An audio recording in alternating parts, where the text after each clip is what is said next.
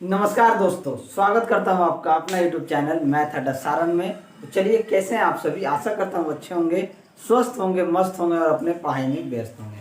तो चलिए, अभी मैं हाजिर हुआ हूं एक नया टॉपिक लेके, यानी जितने भी ग्रुप डी में मैथ फॉर्मूला से डायरेक्ट क्वेश्चन पूछे जा रहे हैं, यानी कि जस्ट फॉर्मूला आपको लगाना है, answer put the value get the answer वाला, उन सभी फॉर्मूला को मैंने एक जगह एकत्रित किया है और बहुत कम समय में इन सभी का आपको रिवीजन दे दूंगा और मात्र टाइप भी बता दूंगा आपको कि किस तरह के प्रश्न जो है पूछे जा रहे हैं। तो चलिए, अगर आप हमारे चैनल पर नए हैं तो चैनल को सब्सक्राइब कर लीजिए, साथ ही साथ बेल आइकन को दबा लीजिए ताकि हम कोई भी वीडियो अपलोड करें उसका नोटिफिकेशन आप सभी को मिलता रहे। यूट्यूब पे ऐसा कोई नहीं बताएगा जो मैं बता रहा हूँ, बिल्कुल फॉर्मूला के साथ क्वेश्चन भी बताते चलूंगा। बिल्कुल वीडियो को अंत तक देखिएगा, बहुत मजा आने वाला है। ये अलजेब्रा का जो क्वेश्चन है, इससे जितने भी पूछे जा रहे हैं प्रश्न, उन सभी को एक जगह किया हूं। तो चलिए, बिना टाइम वेस्ट की क्लास को शुरू करते हैं। Math important formula for group D, यहाँ लिख देते हैं फॉर आरआरसी ग्रुप डी, यानी काफी इंपॉर्टेंट चीज है। आप देखिएगा, बिल्कुल ए प्लस बी का होल स्क्वायर आप सभी लोग जानते होंगे, लेकिन फिर भी मैं एक बार इसको बता देना चाहता हूँ ताकि आपके दिमाग में रिविजन है। ए प्लस बी का whole square A square plus B square plus 2ab होता है। ए स्क्वायर प्लस बी स्क्वायर होता है ए प्लस बी का होल स्क्वायर माइनस 2ab। इसमें डायरेक्ट वैल्यू देके आंसर पूछ लेता है। अगर देख लीजिए, मान लीजिए यहाँ से क्या दे देगा, ए प्लस बी का मान दे देगा। मान लीजिए आपसे कह दे कि ए प्लस बी का मान 4 है और ए बी का मान 3 है। मान लीजिए ए बी का मान 3 दे दिया, चाहे क्या नाम है, ए बी का मान क्या हो जाएगा, ए बी का मान अगर आपसे कहें कि ए बी का मान भी 4 ही होगा, ठीक है, तो a square plus B square का मान पूछ लेगा। तो इस तरह के क्वेश्चन को आप इस जैसे ही बताइएगा, ठीक है। ए माइनस बी का होल स्क्वायर होता है ए square plus B square minus का 2ab, ये आपका है। ए स्क्वायर प्लस बी स्क्वायर पे डायरेक्ट क्वेश्चन पूछे जाते हैं। A square plus B square पे ए माइनस बी का होल स्क्वायर प्लस 2ab, ये आप जान लीजिए। ए प्लस बी का whole square minus A minus B का होल स्क्वायर का मान कितना होता है, तो 4ab होता है, ठीक है। ए प्लस बी का whole square plus A minus B का होल स्क्वायर किसके बराबर होता है, ये 2 गुना A square plus B square के बराबर होता है। ए square minus B square direct इससे पूछता है, ए स्क्वायर माइनस बी स्क्वायर बराबर क्या होता है, तो A plus B into A minus B होता है। अगर पूछ दे ए के पावर 4 माइनस बी के पावर 4 क्या हो जाता है, तो जिस तरीके से A square minus B square होता है ए प्लस बी इंटू ए माइनस बी, ठीक ये हो जाएगा A square plus B square into A square minus B square. लेकिन A square minus B square को अगर हम तोड़ देंगे, A plus B into B minus A आ जाएगा। ए प्लस बी प्लस सी का होल स्क्वायर क्या होता है, ए स्क्वायर बी स्क्वायर प्लस सी square plus 2ab plus 2bc plus 2ac। हमने 2 कॉमन लेके ए बी बी सी सी ए लिख दिया है। यहाँ ए square plus B square plus, ये जितना भी स्टार मार्क लगाए हैं ये इंपॉर्टेंट है, ये डायरेक्ट पूछा है।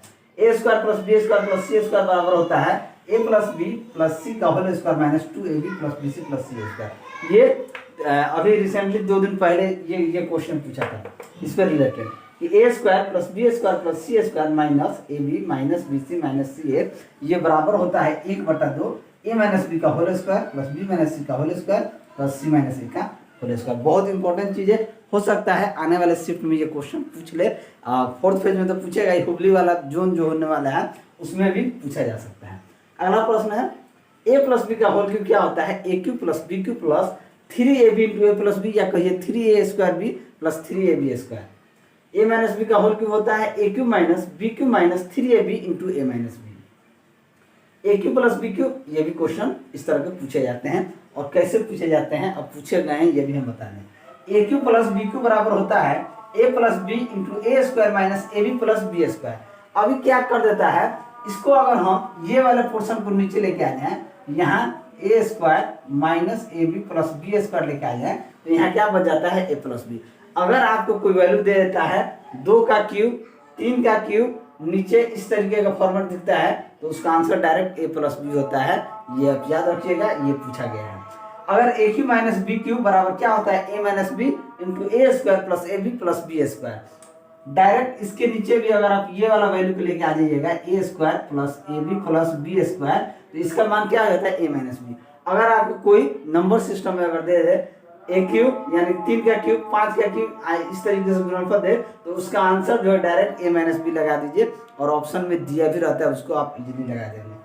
चलिए अगला देखिए, ये भी इंपॉर्टेंट, बहुत इंपॉर्टेंट चीज है कि अगर ए प्लस बी प्लस सी का मान 0 होगा तब a cube plus b cube plus c cube का मान जो होता है ये आपका 3abc होता है। ये डायरेक्ट आप याद रखिएगा, इससे डायरेक्ट। या अगर देख लीजिए, अगर ये नहीं होगा तो ए स्क्वायर बटा b c plus B square बटा a b plus C square बटा ए बी का मान क्या होता है 3 होता है। यानी कि ये वाला जो वैल्यू हम इधर लेके आते हैं, ए बी सी को अगर हम इधर लेके आएंगे तो पारा पड़ी, तो ए से ए कट जाएगा तो नीचे बी बच जाएगा, बी से बी कट जाएगा तो ए बी बच जाएगा, सी से सी कटेगा तो ए बी बच जाएगा।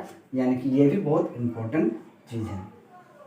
अब देखिए एक ऐसा क्वेश्चन जिससे बार बार क्वेश्चन पूछे, कोई ऐसा शिफ्ट नहीं है जिससे ये नहीं पूछा है कि x प्लस 1 बटा एक्स का मान k हो तो एक्स स्क्वायर प्लस 1 बटा एक्स स्क्वायर का मान क्या होगा, तो इसका मान क्या हो जाएगा k स्क्वायर माइनस 2 हो जाएगा। अगर आपसे पूछ दे कि x की पावर 4 प्लस 1 बटा एक्स की पावर 4 का मान क्या होगा, तो इसका स्क्वायर करके 2 घटा दीजिएगा, यानी वर्ग से 2 पहले आ जाइएगा। मान लीजिए कोई वैल्यू, अगर मान लीजिए कोई है वैल्यू दिया रहा है, आप ऑप्शन में भी चेक कर सकते हैं, वर्ग से 2 पहले चले। अगर x प्लस 1 एक्स का मान कोई वैल्यू दिया है 9, 10, 8 कुछ भी दिया हो, तो देखिए कि जो ऑप्शन है वो वर्ग से, कौन ऑप्शन है जो वर्ग से 2 माइनस करके हैं, तो आप निकाल सकते हैं वहां भी।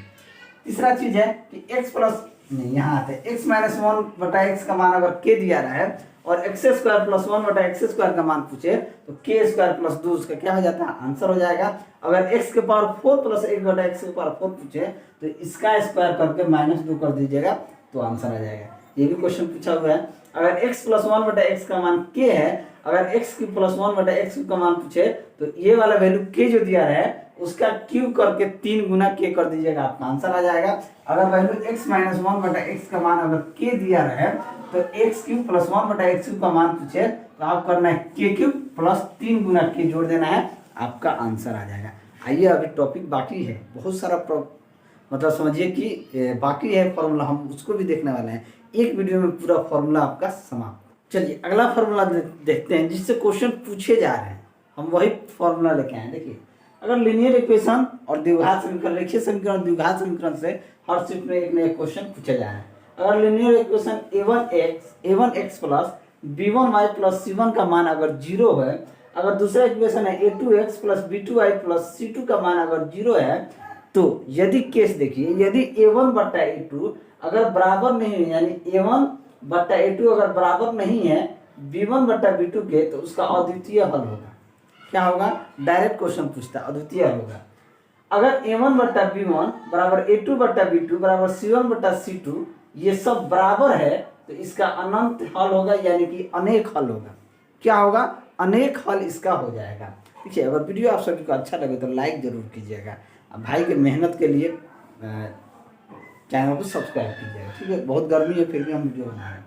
अगर a1 बट्टा a2 यानी a1 बट्टा a2 बराबर b1 बट्टा b2 अगर बराबर नहीं हो c1 बट्टा c2 के, अगर नहीं बराबर होगा तो इसका कोई सॉल्यूशन नहीं होगा, कोई हल नहीं होगा, यानी कि नो सॉल्यूशन होगा। अगर द्विघात समीकरण दिया है, द्विघात समीकरण x square plus b x plus सी का मान 0 हो तो एक्स का जो मान होता है ये आपका minus B plus minus under root B square minus 4ac बराबर में क्या होता है 2 है। ये क्या होता है, डी व्युत्तर होता है, डी बराबर होता है बी स्क्वायर माइनस 4ac।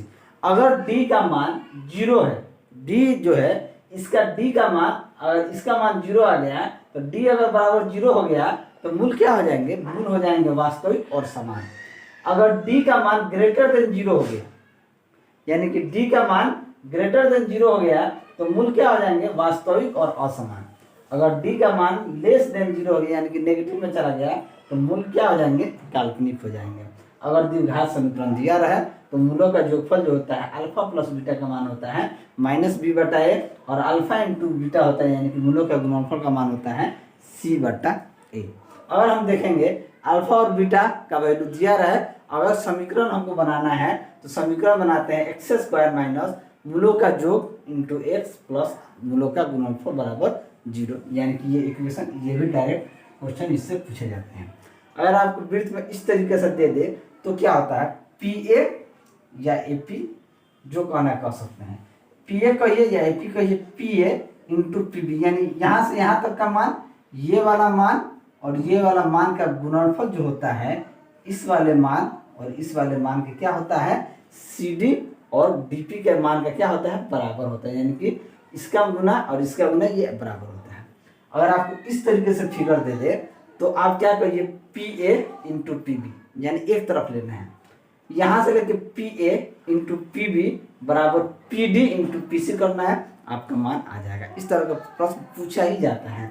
और फोर्थ फेज में और हुबली जोन वाले इसे जरूर फॉलो करना है। ये इस तरीके से फिगर दिया रहा है, तो पी टी स्क्वायर यानी इसका गुणनफल जो होता है, इसका होल स्क्वायर जो होता है, ये पी ए इंटू पी बी के क्या होता है, बराबर होता है। आइए और भी फॉर्मूला उसको भी कर लेते हैं। मैथ का पूरा फॉर्मूला इस वीडियो में हम कंप्लीट करने वाले हैं। चलिए अगला फॉर्मूला देखते हैं। हम देखते हैं आयत से। आयत का क्षेत्रफल, ये आयत में क्या होता है, आयत में आमने सामने की भुजा जो है, आमने सामने की भुजा बराबर होता है और प्रत्येक कोण क्या होता है, 90 डिग्री का होता है। आयत का क्षेत्रफल लंबाई गुना चौड़ाई होता है और आयत का परिमाप क्या होता है, 2 गुना लंबाई प्लस चौड़ाई होता है। इसमें दो लंबाई होता है, 2 चौड़ाई होता है, उन दोनों को जोड़ देने से हमारा परिमाप आ जाता है। तो इसे 2 गुना लंबाई प्लस चौड़ाई। आयत का अगर विकर्ण की अगर हम बात करें तो विकर्ण बराबर होता है लंबाई का स्क्वायर प्लस चौड़ाई का स्क्वायर, ये वर्गमूल में ये होता है वर्ग। वर्ग के सभी भुजा जो है आपस में क्या होते हैं, बराबर होते हैं और प्रत्येक कोण क्या होता है, 90, यानी ये सभी भुजा आपस में बराबर होते हैं, प्रत्येक कोण 90 डिग्री का होता है। वर्ग का क्षेत्रफल जो होता है ये भुजा का स्क्वायर होता है। वर्ग का परिमाप होता है 4 गुना भुजा होता है। वर्ग का जो विकर्ण होता है, ये विकर्ण ये आपका √2 गुना भुजा होता है। समांतर चतुर्भुज, ये आपका समांतर चतुर्भुज है। समांतर चतुर्भुज का देखा जाए तो परिमाप देखा जाए तो परिमाप होता है 2 गुने आमने सामने 2 गुने ये ए और बी का जोग हो जाएगा। और समांतर चतुर्भुज का क्षेत्रफल देखा जाए तो ये आधार गुना ऊंचाई, ये वाला आधार और ये जो ऊंचाई जो रहता है, ये आधार गुना ऊंचाई क्या होता है, उसका क्षेत्रफल होता है। समचतुर्भुज का परिमाप देखा जाए, समचतुर्भुज के आमने सामने की भुजा बराबर होता है। प्रत्येक विकर्ण जो होता है एक दूसरे को 90 डिग्री पे काटता है। तो यहाँ से समचतुर्भुज का क्षेत्रफल जो होता है 1/2 दोनों डायगोनल का गुणनफल, यानी दोनों विकर्ण का गुणनफल होता है। और समचतुर्भुज के परिमाप 4 गुना भुजा होता है। अगर समलंब चतुर्भुज की बात की जाए तो समलंब चतुर्भुज के परिमाप की बात की जाए तो इन सभी भुजाओं का जोड़ दीजिए, A B B C C D D A, तो समचतुर्भुज का परिमाप हो गया। अगर समलंब चतुर्भुज का अगर हम क्षेत्रफल देखें तो 1/2 समांतर भुजाओं का योग, समांतर भुजाओं का योग, समांतर भुजाओं के बीच की जो दूरी है ये h, ये गुना समांतर भुजाओं का योग, यानी इनका योग और इनके बीच की दूरी का जो गुणनफल होता है ये समलंब चतुर्भुज का क्षेत्रफल होता है। वृत्त से वृत्त का क्षेत्रफल पाई स्क्वायर होता है। वृत्त की परिधि 2πr होता है। सिंपल एकदम, put the value get the answer वाला क्वेश्चन पूछ रहा है। घन का आयतन भुजा का क्यूब होता है। घन का संपूर्ण पृष्ठीय क्षेत्रफल जो होता है 6 गुना भुजा का स्क्वायर होता है। डायरेक्ट क्वेश्चन पूछ रहा है। बेलन का आयतन क्या होता है, पायर स्क्वायर होता है। डायरेक्ट आंसर पूछ रहा है सिर्फ फॉर्मूला बेस पे। संपूर्ण पृष्ठीय क्षेत्रफल की बात की जाए तो 2πr r+h होता है। शंकु का आयतन जो होता है 1/3 पायर स्क्वायर होता है। इस पर डायरेक्ट क्वेश्चन पूछ रहा है, वैल्यू देके आपको आंसर निकालना है। शंकु का वक्रीय पृष्ठ क्षेत्रफल देखा जाए तो ये पायर होता है और आधार का क्षेत्रफल देखा जाए तो पायर स्क्वायर होता है। अगर हम एलसीएम और एचसीएफ से देखें तो एलसीएम गुना एचसीएफ बराबर पहली संख्या गुना दूसरी संख्या होता है। तो इससे डायरेक्ट क्वेश्चन बन रहा है। अगर भिन्न का अगर मान लीजिए 5/3 4/7 का इस तरीके का अगर एलसीएम एचसीएफ पूछता है तो अगर एचसीएफ पूछता है तो ऊपर वाले का यानी अंश का महत्तम समापवर्तन बट्टा हर का एलसीएम। अगर एलसीएम पूछता है यानी लघुत्तम समापवर्तन तो अंश का लघुत्तम समापवर्तन बट्टा हर का एचसीएफ। एसआई से सिंपल इंटरेस्ट एसआई बराबर PRT/100 पे। ये डायरेक्ट क्वेश्चन पूछ रहा, कोई ऐसा सेट नहीं हो जो इस तरीके का प्रश्न नहीं पूछा है। तो direct put the value get the answer वाला पूछ रहा है। यहाँ से 3 वैल्यू देके एक वैल्यू आपको निकालने के लिए पूछ रहा है। सीआई से भी बहुत इजी क्वेश्चन पूछ रहा है, तो आप देख लीजिएगा। एक सक्सेसिव पे बार बार क्वेश्चन पूछे जाते हैं। x + y + xy/100 परसेंटेज से क्वेश्चन पूछ रहा है। और मिक्सचर और एलिगेशन से क्वेश्चन पूछ रहा है, उससे भी इजी क्वेश्चन पूछ रहा है। उसका फॉर्मूला कुछ नहीं होता है, रेशियो एंड प्रोपोर्शन का, उसमें भी क्या आपको फॉर्मूला बनाना है।